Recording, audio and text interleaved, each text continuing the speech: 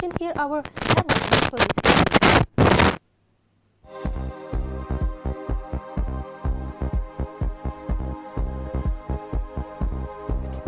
The Ministry of Labour this morning organized a fourth sectoral meeting with the representative of the building sector.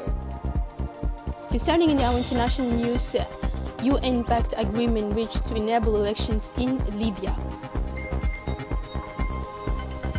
Thank you for joining us in our world.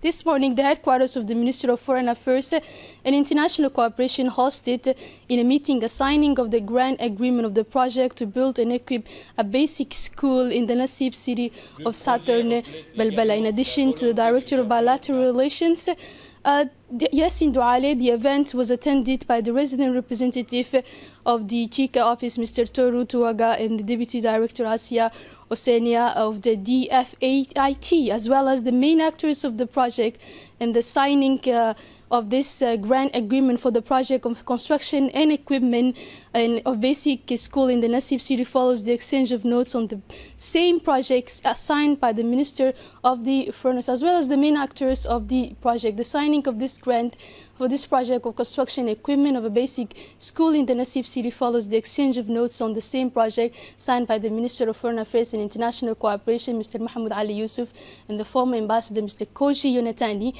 And this project of construction and equipment bringing together an elementary school and a secondary school at the same time is equipped with 20 elementary school classrooms and about 30 classrooms in the secondary school. At the end of the meeting, the directors of the bilateral relations, Yassin Douale, and resident representative of the Chika office, Mr. Toru Togawa, proceeded to the signature of an agreement of the project of construction equipment of the basic school in Nasib city.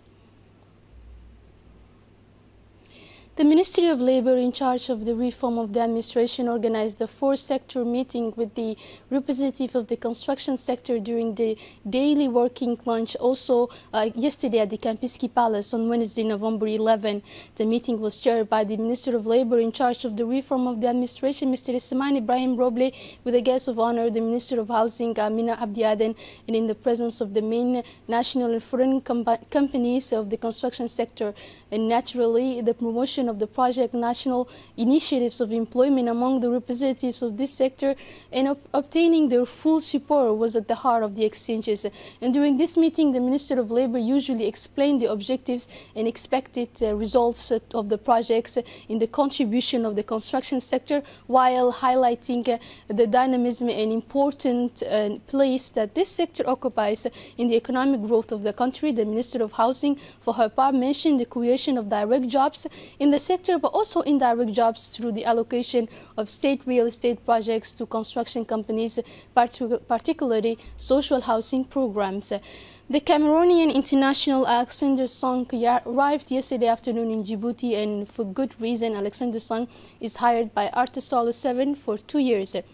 In his arrival, Mr. Song was welcomed by the president of the Artisol 7 club, close collaborators, and as well as a crowd of club supporters and fans. The former player of Bastia, Arsenal and Barcelona took the direction of the Kempinski Palace for a press conference next to the club manager, Mr. Tommy.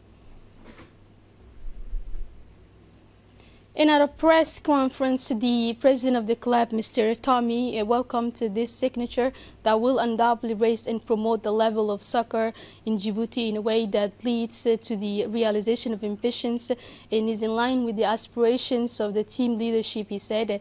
And for his part, the Cameroonian player Song expressed his happiness to join Artisol 7, stressing that he carries a lot that he would like to present to his new team, explaining at the same time that the Arta club management was serious during the negotiations period and gave him enough time to get to know the team, its value and its position.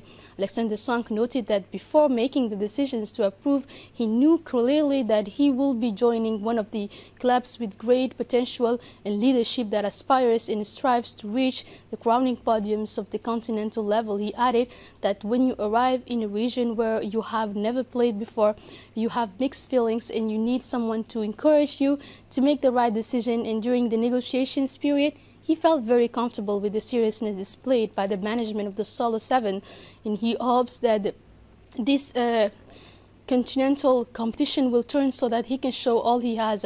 And in order to achieve the aspirations of the management and the masses, he accepted the challenges because he is able to give to this team, and he can only thank the team management for the great professionalism represented in the work of removing all these obstacles they have encountered during the conduct of negotiations.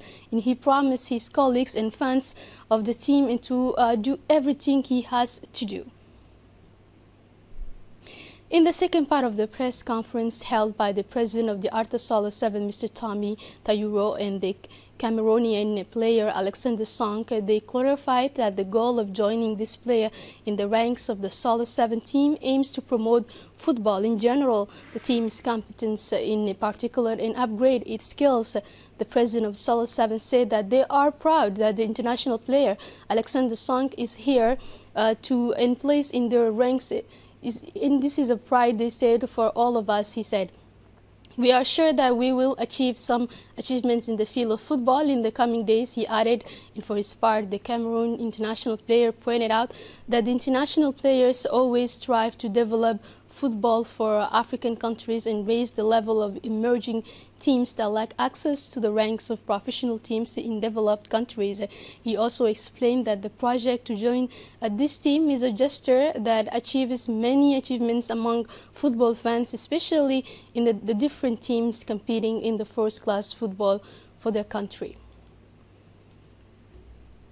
And after the press conference at the Campiski Palace, the president of the club, Mr. Tommy Tayoro, unveiled the jersey and the new number, which is attributed to Alexander Song, who signed with Artasala 7 for 2 years. The Cameroonian midfielder will wear the number 17.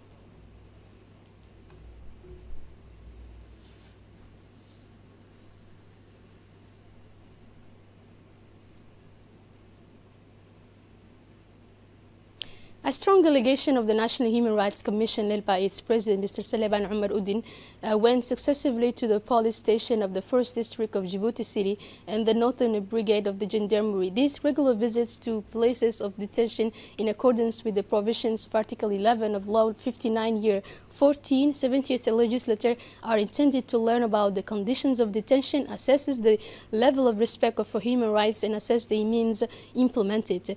The president of the commission, Mr. Saleban Omar Udin, was accompanied by a large delegation of commissioners and CNDH officials. And during a border patrol, the Paz Army of Ali Sabih region, in close collaboration with the Customs Brigade of Ali Sabih, the police detachment seized a quantity of cat goods smuggled from Ethiopia. This important commodity composed of 100 pulses of cat of 50 kilograms and 8 kilograms of cannabis. The smugglers wanted to transport in quantity for the city of Ali Sabih, and according to the standard procedure enforced, this quantity was destroyed on the spot in the presence of the head of the mobile customs brigade, Farah Abdi, and the head of the Ali Sabih dungeon, Mr. Muhammad Mumin, and this operation is part of the fight against smuggling. The unit's town hosted a ceremony to hand over school uniforms to children from the poorest families in the Dikhil region within the regional inspectorate.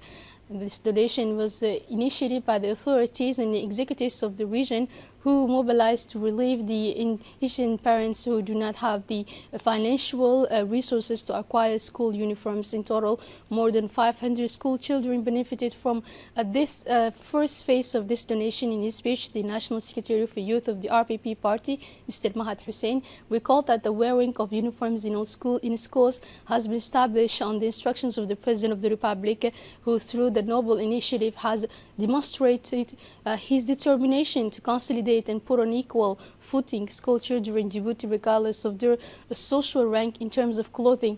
The ceremony ended with the handing over of school uniforms to some school children for their image and to the heads of schools, which in turn will give the students already identified beneficiaries of these schools.